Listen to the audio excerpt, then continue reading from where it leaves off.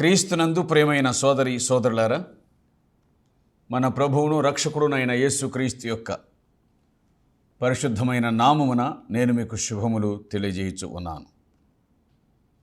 దేవుని వాక్యములో నుండి మనము రూతు గ్రంథమును ధ్యానం చేస్తూ ఉన్నాం. రూతు గ్రంథం 1వ అధ్యాయం 7వ వచనం. అప్పుడు ఆమె ఉన్న స్థలము నుండి ఆమెతో కూడా ఆమె 2 కోడండ్రును బయలుదేరి యూదా దేశమునకు తిరిగి పోవలెనని మార్గమున వెళ్ళుచుండగా దేవుడు తన జనులను దర్శించెను అనే శుభవార్త విన్న నయోమి తాను ఉన్న స్థలాన్ని విడిచిపెట్టింది. దేవుడు దర్శించిన దేశానికి బయలుదేరుతూ ఉంది. తన స్వంత దేశానికి బయలుదేరి ఆమె వెళ్తూ ఉంది. శుభవార్త అంటే అదే, సువార్త అంటే అదే. నాశనమయ్యే స్థలము నుండి సురక్షితమైన స్థలానికి, శిక్షించబడుచున్న స్థలము నుండి క్షమను పొందగలిగిన స్థలానికి, బాధను అనుభవించే స్థితి నుండి నెమ్మది కలిగిన స్థలానికి వెళ్ళడం శుభవార్తలో మనకు కనిపించేటువంటి వార్త. సిలువను గూర్చిన వార్త అనగా యేసుక్రీస్తు వార్త అంతే. నా యొద్దకు రండి, నేను మీకు విశ్రాంతినిస్తా. అది ప్రభువు మాట. లోకములో ఉన్నదంతా కూడా శరీరాశ, నేత్రాశ, జీవపు డంబం. విడిచిపెట్టరండి, నేను మీకు విశ్రాంతినిస్తా. వీటిలో చిక్కుకొని మన ప్రాణాలు అలసిపోయాయి. కానీ కరుణామయుడైన దేవుడు ఆయన మనల్ని కనికరించి మనలను రమ్మని ఆహ్వానిస్తూ ఉన్నాడు. అందుకంటే మించిన వార్త ఏముందండి?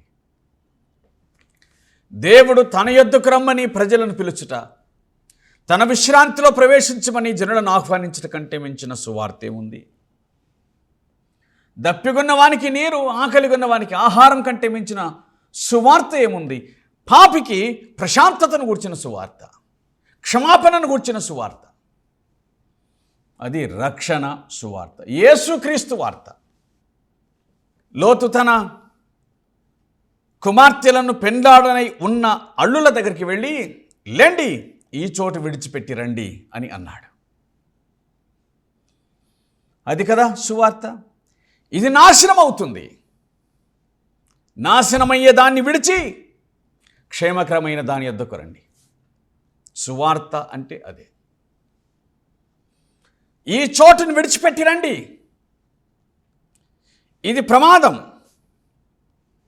దేవుని వాక్యంలో వ్రాయబడిన సత్యమంతా అదే. దేవుడు తన జనులను దర్శించెను. మళ్ళీ మాట చెప్పాలి, ఆయన తన జనులను దండించువాడు మాత్రమే కాదు, దర్శించువాడు కూడా. ఆ సంగతి వినిన తర్వాత ఆమె 2 కోడండ్రును బయలుదేరవలనని వెళ్ళి వారు మార్గమున ప్రయాణం చేస్తూ ఉన్నారు. ఇక్కడ 3 స్త్రీలు ఉన్నారే. ఈ 3 కూడా 3 గుంపులకు సాదృశ్యంగా కనబడుతూ ఉన్నారు. వారిలో నయోమి యూదులకు సాదృశ్యంగా కనిపిస్తుంది.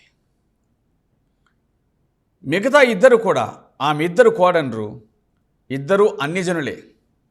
కానీ రూతు విశ్వసించిన అన్యజనురాలికి సాదృశ్యంగా కనిపిస్తుంది. ఓర్ప విశ్వసించినట్లుగా కనిపించిన అన్యురాలికి సాదృశ్యంగా కనిపిస్తూ ఉంది. ఏమండి, అన్యజనులైనటువంటి శాపగ్రస్తులైనటువంటి మోయాబీయులు ఇశ్రాయేలు దేశంలోనికి వెళ్ళలేదు. ఇశ్రాయేలు దేశస్థులు మోయాబు దేశంలో ప్రవేశించినారు. ఎవరి వలన క్షేమం కలుగుతుందో వారు ఈ దేశంలో ప్రవేశించినారు. శాపగ్రస్తమైన దేశంలో ఉన్న వారికి క్షేమం, నెమ్మది, శాంతి, సమాధానాన్ని దయచేసి ఉన్నారు. మళ్ళీ అర్థమయ్యేటట్లు ఈ మాట చెప్తా. ఓర్పా, నయోమి, రూతు, ఈ ముగ్గురులో నయోమి యూదురాలు, ఓర్పా, రూతు ఇద్దరు అన్యజనులు. శపించబడినటువంటి పట్టణములో ఉన్నటువంటి వారు, శాపగ్రస్తమైన దేశంలో బతుకుచున్నవారు. వీరు సంగతి తెలుసుకొని ఇశ్రాయేలు దేశంలోనికి వెళ్ళలేదు. కానీ ఇశ్రాయేలు దేశస్థులు మోయాబు దేశంలోనికి వచ్చి నష్టపోయి శాపగ్రస్తమైన మోయాబీయులకు ఆశీర్వాదకరంగా మారారు. ఇది మన ప్రభు అయిన యేసుక్రీస్తులో మనకు కనిపిస్తున్నటువంటి ఒక గొప్ప సాదృశ్యం. వారు బ్రతకడానికి ఇక్కడికి వచ్చారు, కానీ ఎలీమెలెకు కుటుంబం వాస్తవానికి ఆయన బ్రతికించడానికి ఇక్కడికి వచ్చాడు. ఆయన కరువు నిమిత్తం వచ్చినవాడు కాదు, కరువులో ఉన్న మన కోసం వచ్చినవాడు. మనకేం కరువు అంటే మాకు అన్నీ బాగున్నాయి అని అనుకుంటూ మాకేమీ కరువు లేదనుకుంటున్నటువంటి కరువు మంది. ఆయన సమస్తాన్ని ఎరిగినవాడు కాబట్టి దానంతటిని విడిచిపెట్టి ఈ కరువు భూమిలోనికి ఆయన వచ్చాడు మన కోసం. ఇక్కడ ఆయన అనుభవించవలసిన శాపమునంతటిని కూడా మన నిమిత్తమై అనుభవించాడు రక్షకుడు. ఇశ్రాయేలీయులు శాపగ్రస్తమైన దేశంలో బ్రతికి చనిపోయారు. ప్రభు పరమును విడిచి భూమి మీదకి దిగి వచ్చినాడు. ఆయన మన నిమిత్తమై తన ప్రాణముని అప్పగించి మనకు ఆశీర్వాదకరంగా మారాడు. ఆ రక్షకుడు మనల్ని ఎక్కడికి తీసుకుని వెళ్ళడానికి వచ్చాడు అంటే గుర్తుంచుకోవాలి. మరణమైన ముగ్గురు ఆ ఇంట్లో ఉన్నారు, బ్రతికి ఉన్న ఒక్కరు ఆ ఇంట్లో ఉన్నారు. నలుగురు వాళ్ళు, ముగ్గురు మరణించగా ఒకరు బతికి ఉన్నారు, ముగ్గురు మరణించగా ఒకరు బతికి ఉన్నారు. మరణించిన వాళ్ళు బ్రతికిన వాళ్ళని తీసుకొని వెళ్ళలేరు కాబట్టి బ్రతికిన వాళ్ళని తీసుకొని వెళ్ళింది మోయాబు దేశము నుండి ఇశ్రాయేలు దేశానికి. ఆయన చనిపోయి సమాధి చేయబడి అంతటితోనే అంతర్ధానమై ఉండింటే మనకు దిక్కు లేదు. కానీ ఆయన సజీవుడు కాబట్టి ఇప్పుడు మనలను వాగ్దాన దేశమునకు నడిపించుటకు, పరలోక రాజ్యమునకు తీసుకొని వెళ్ళుటకు ఆయన చాలినవాడు, ఆయన సరిపోయినవాడు అని మనం గుర్తుంచుకోవాలి. నయోమి తన 20 కోడన్లతో బయలుదేరింది. ఆ 20 కోడన్లు ఎంత పద్ధతి కలిగిన వారు. తమ దేశంలో ఉండిపోవచ్చు. 10 ఏళ్ల కాపురం, అనుబంధం అత్తతో, వృద్ధాప్యంలో ఉంది, వదిలిపెట్టకూడదని సాంప్రదాయము, లేక భర్త దేశానికి వెళ్ళాలి అన్నటువంటి అనుబంధము. ఎట్టకేలకు 2 కోడన్లు అత్తతో కలిసి ప్రయాణం అయ్యారు. మృతులను మోయాబు దేశంలో విడిచిపెట్టి సజీవులు ఇశ్రాయేలు దేశమునకు బయలుదేరారు.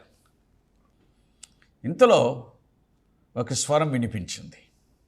ఏమిటి ఆ స్వరం అని అనగా 8వ వచనం, నయోమి తన 2 కోడన్లను చూచి, మీరు మీ తల్లుల ఇండ్లకు వెళ్ళుడి, మీరు మీ తల్లుల ఇండ్లకు తిరిగి వెళ్ళుడి, మీరు మళ్ళీ మీ తల్లుల ఇండ్లకు వెళ్ళండి.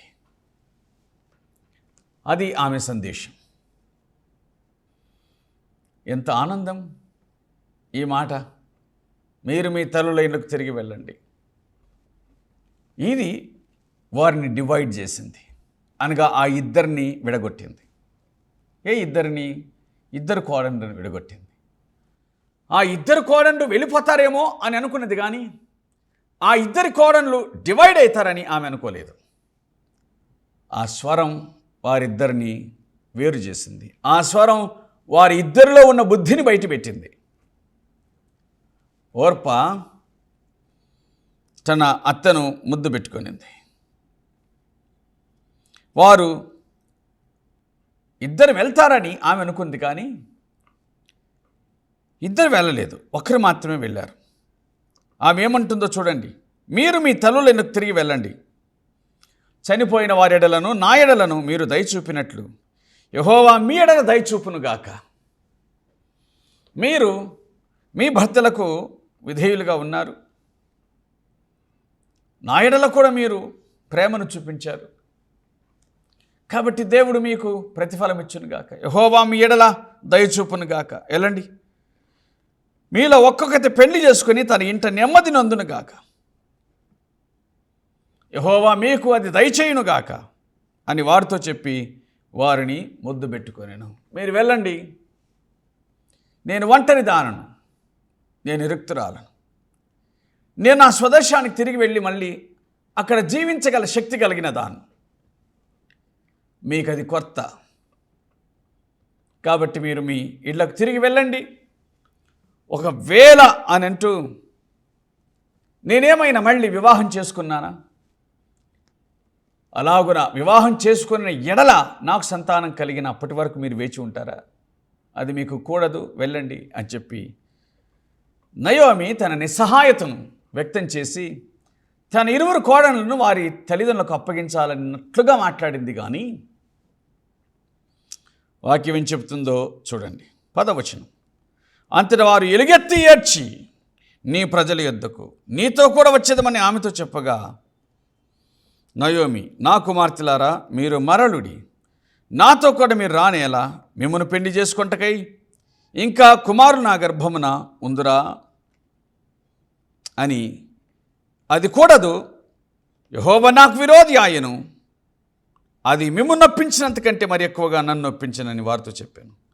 వారు ఎలుగెత్తి ఏడవగా ఓర్పా తన అత్తను ముద్దు పెట్టుకొనెను, రూతు ఆమెను హత్తుకొనెను.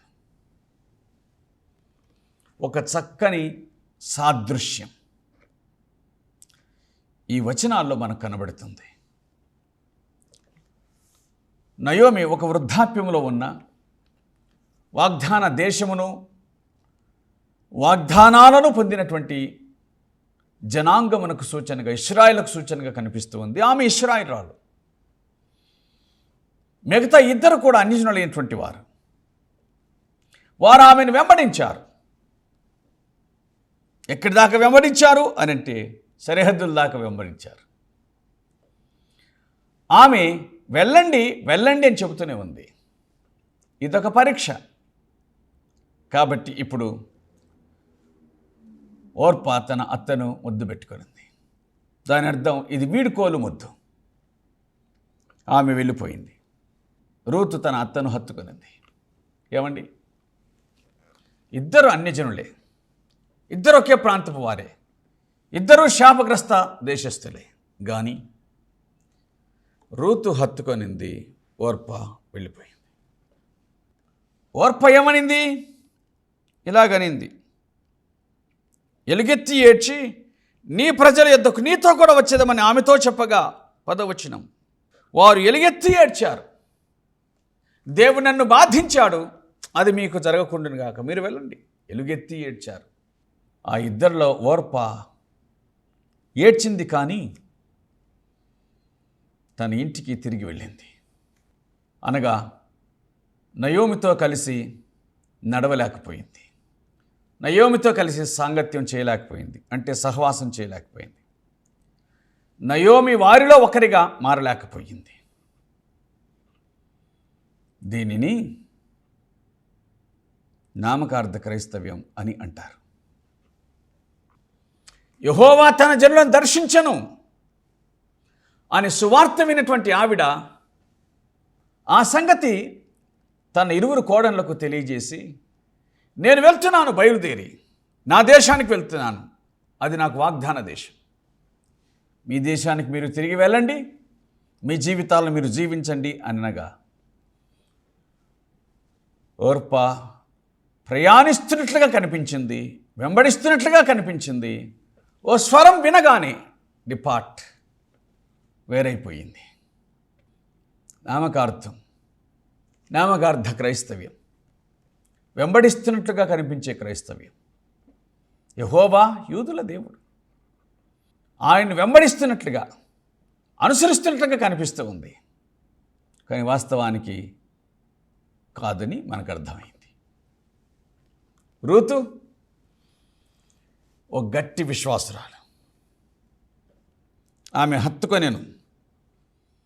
15వ వచనం, ఆమె ఇదిగో నీ తోడి కోడలు తన జనుని యొద్దకు తన దేవుని యొద్దకు తిరిగిపోయింది, నీవును నీ తోడి కోడలు వెంబడించుము అని అన్నందుకు రూతు తన అత్తతో జవాబు చెబుతుంది, నా వెంబడి రావద్దని నన్ను విడిచిపెట్టమని నన్ను బతిమాలుకొనవద్దు.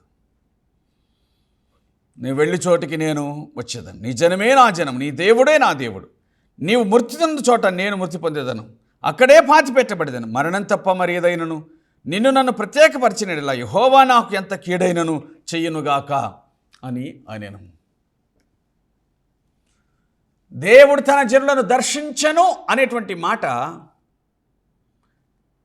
నయోమి కంటే మించి రూతులో మరి ఎక్కువ విశ్వాసాన్ని కలిగించినట్లుగా ఉంది.